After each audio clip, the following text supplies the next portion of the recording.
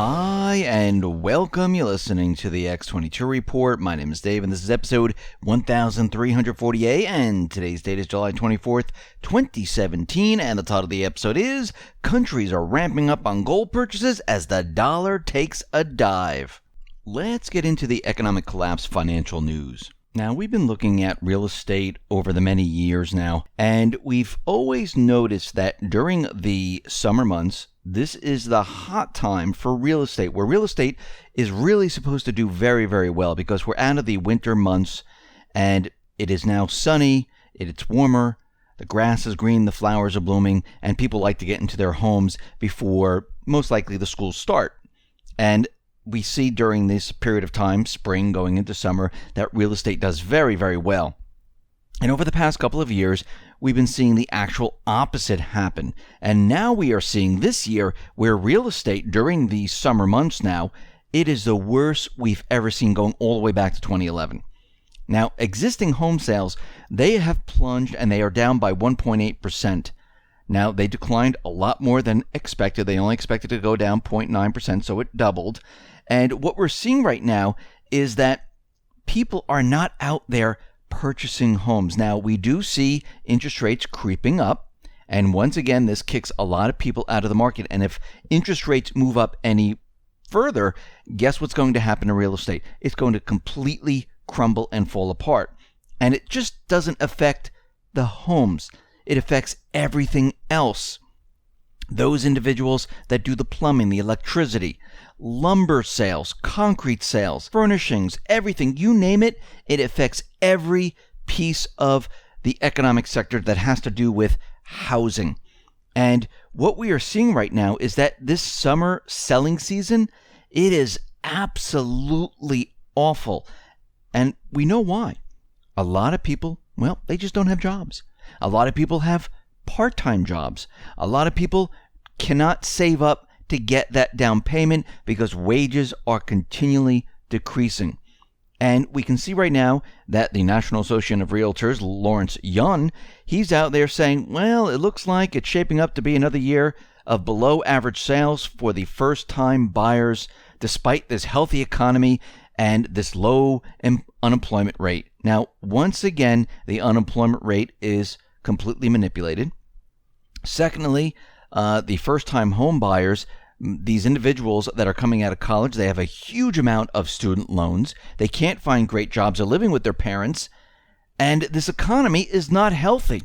The whole thing is a complete illusion. And you have to remember, Lawrence Yellen was all the way back saying back in 2008 that the real estate market was going to clear up by 2009. So right there and then, we know something is wrong here. Now, Caterpillar retail sales, they have been improving. Now, we need to clarify this. They've been improving in the Chinese and other Asia-Pac locations. And we can see that sales are up there, and they've been up for, maybe 2-3 months now. But what we see is that sales have been down for something like 51 months or something like that. And we have a couple of months where it is propped up. But what we're looking at right now is that these sales are fading once again. So it looks like China pushed one more time, and it looks like it's not moving anywhere. Here in the United States, sales are terrible. South America, sales are terrible. So it looks like this is a one-off bump up that lasted maybe 2 or 3 months, and it looks like we're going back to the way we were, because the economy has not improved whatsoever. And when we look at the economy over the many, many years, going all the way back to the 1970s, when we were put onto this petrodollar system, we can see that in the last couple of years, during George W. Bush, during Obama, the economy has slowed. Now remember, we're at the back end of this petrodollar system.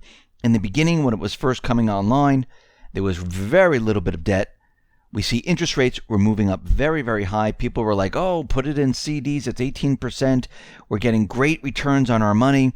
And of course, the value of the dollar decreased. We saw inflation. People's salaries jumped. Housing jumped. Everything jumped. And it sounded and it felt fantastic.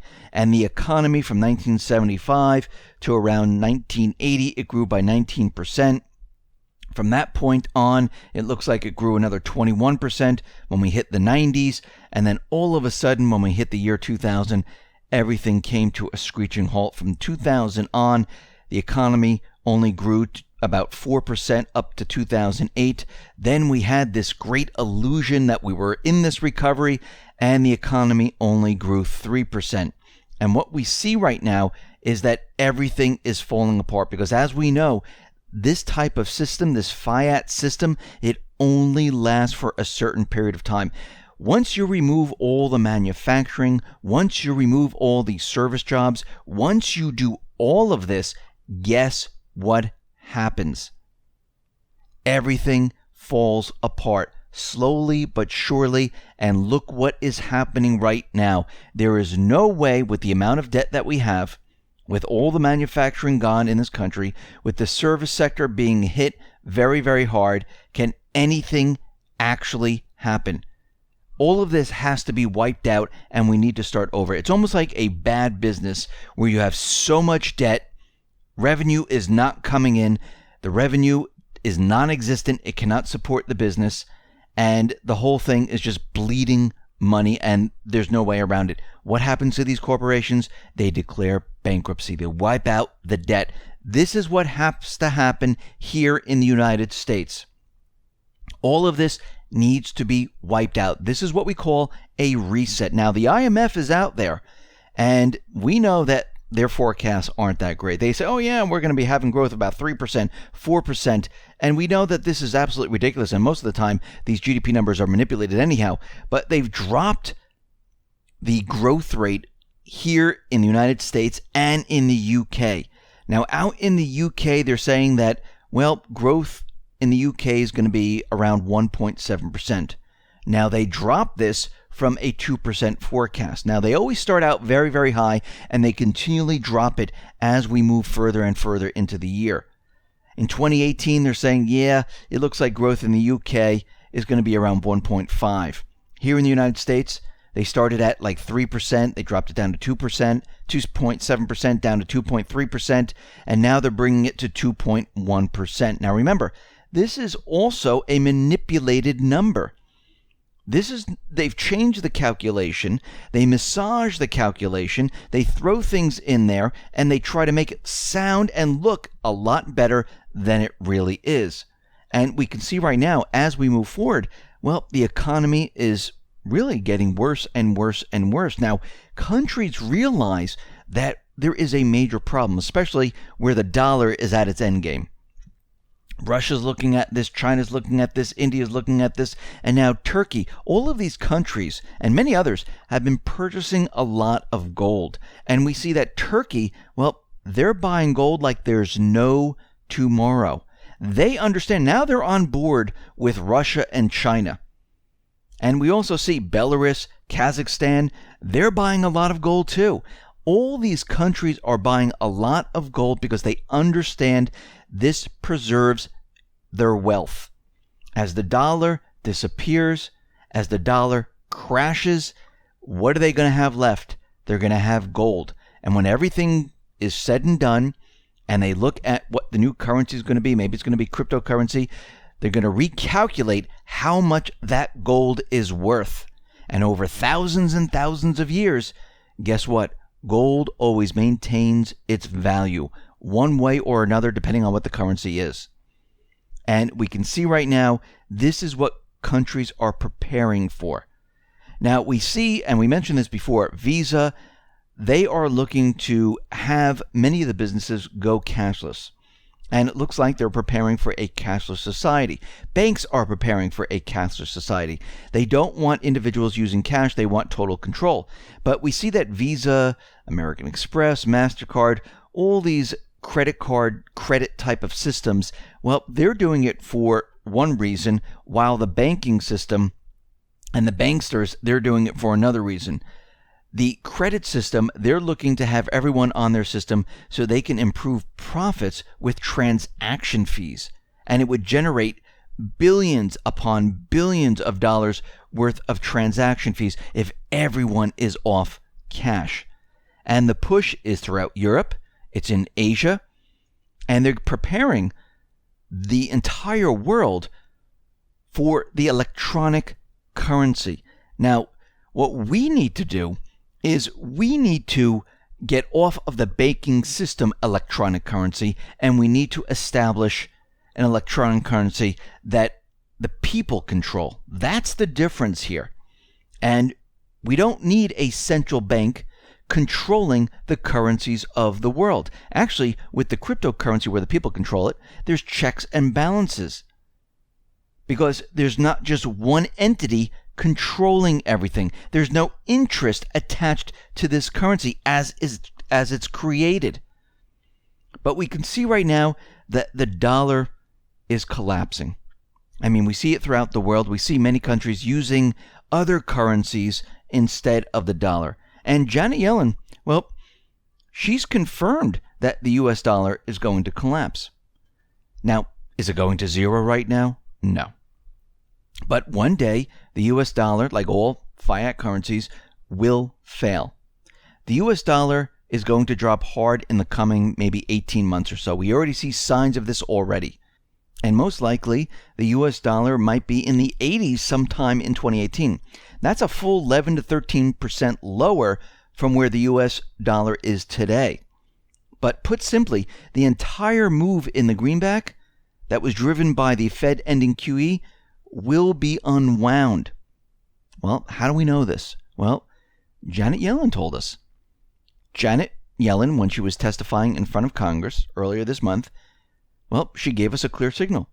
For months now, numerous Fed officials have been publicly stating that the Fed was embarking on a significant tightening schedule. This has been one of the most coordinated and clear Fed PR campaigns in recent history, with many Fed officials calling for a 3 to 4 rate hike in 2017, as well as a Fed balance sheet shrinking. Then, on July 11th and 12th, Janet Yellen testifies in front of Congress that the Fed is just about done with tightening. Moreover, she stated that the Fed wouldn't use its balance sheet normalization as a monetary policy. The U.S. dollar, which has already trending downward in spite of the Fed's previous hawkishness, promptly then collapsed. And all of a sudden, gold erupted higher. So she's already signaling, and we can see that once she mentioned this, the dollar pretty much took a dive. So what is happening here is we see that the Fed has nowhere to go right now. They can't raise interest rates. They can't lower interest rates. They have to keep everything the way it is. And what we're seeing is that the economy is continually deteriorating. And I'm talking about the economic sectors that we've been looking at. Housing. We've been looking at retail.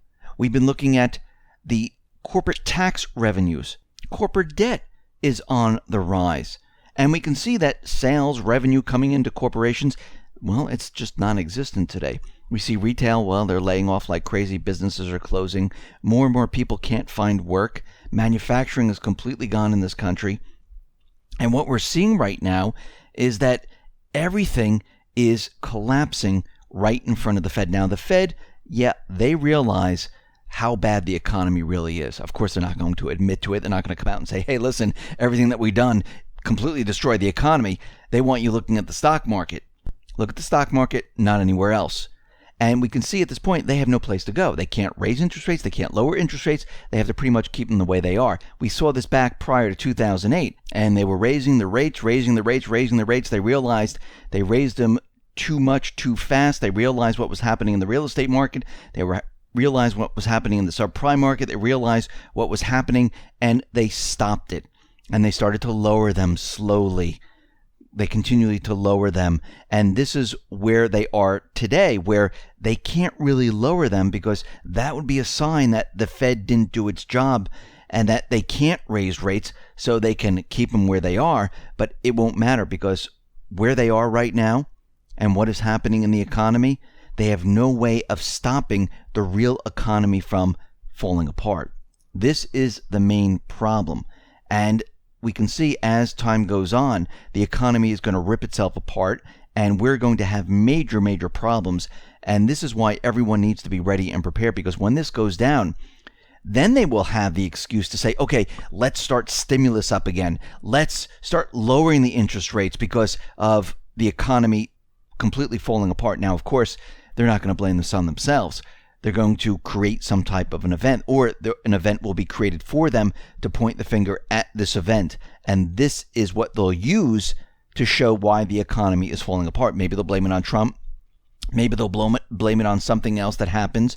Maybe there'll be a cyber attack that hits the financial system. But whatever happens, this will be their excuse, and this is what they will use at that time. So this is why you need to be ready and prepared for what is coming, because there's no way out for the Fed right now, because they can't really control the real economy. Yes, the manipulated numbers. Yes, the creation of currency, stimulus, binding bonds, and all this other stuff. But they never were able to control the people fully on how they used their funds. Yes, they can try to push people into spending. But listen, when you don't have funds, when you don't have a job, guess what? There's nothing they can do about it. And this is what's been happening here in the United States. People have been losing their jobs. People have part-time jobs. People can't find jobs. People aren't making the same wage. Wages have been decreasing. They can't do anything. They can't, they can use helicopter money, but that's a last-ditch effort. But otherwise, well, that's that. And this is what they're worried about. This is why they're looking at this, and we can see that it's coming. We just don't know the exact time period. So get prepared. Listen, everyone, thanks a lot for listening. Be well, be safe, and especially be prepared. Thanks a lot.